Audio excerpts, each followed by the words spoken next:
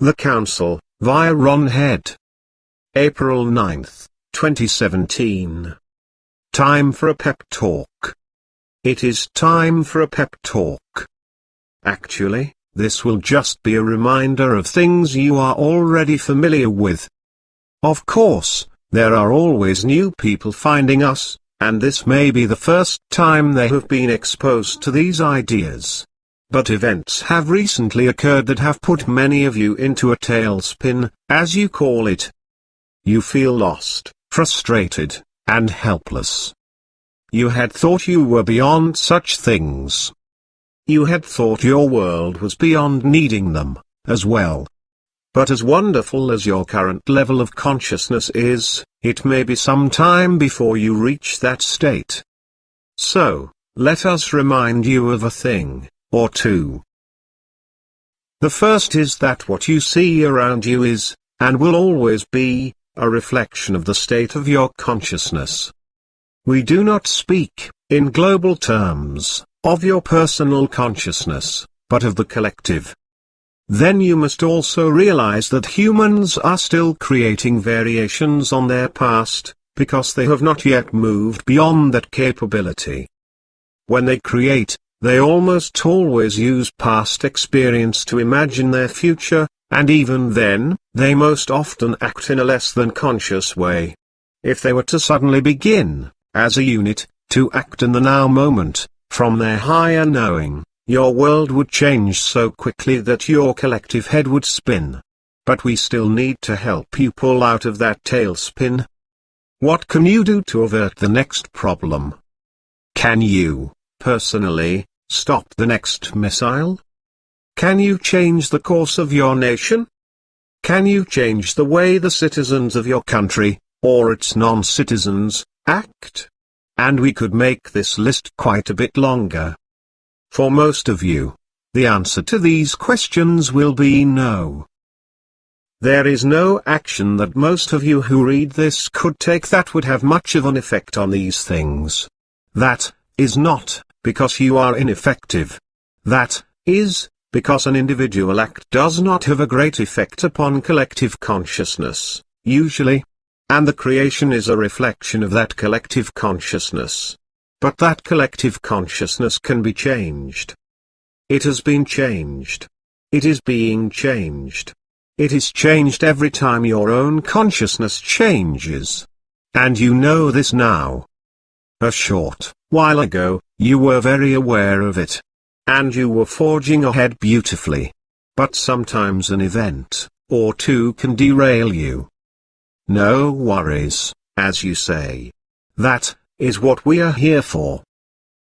We remind you that every time you have an uplifting thought, every time you perform a loving act, the vibration of the field in which you live is raised. So, it is merely a matter of balance. Now, if what we have always told you is true, it is, and loving energy is far more powerful than its opposite, then every loving thought and act has the energy to overcome much. The balance is in your favor. So, when you think there is nothing I can do, your thinking is on a level of the old reality. But when you act, or think from the knowing that you are making a difference, and when you act from the intent to raise the vibration of the field, you will do so. You may not yet be able to see the extent of your effect, but there will come a time when you will.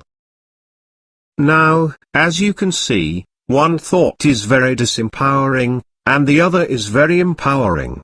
And the most wonderful thing is that the choice to have one or the other is always yours. When things are relatively quiet, you all are beginning to sense that things are becoming much different. You feel something huge approaching. You would be at a loss to put it into words, but you know, it is there. Now, we cannot tell you what it is. We cannot tell you, because it changes as you change. But we can tell you that what you sense is your own growing power. Others sense this too, you know. And the knowledge of this is very much the cause of much of the chaos that is happening. There will always be inertia. Everyone wants things to be different. No one wants change. Change is quite often painful. And it always has the potential to lead to the unknown. Therefore, it is something that brings fear. What is the opposite of fear? Most would say courage. But we tell you, as you have heard before many times, that the opposite of fear is love. So, love yourselves back into your power. And then love yourselves into more power. You are the force that will change all of this. Know that.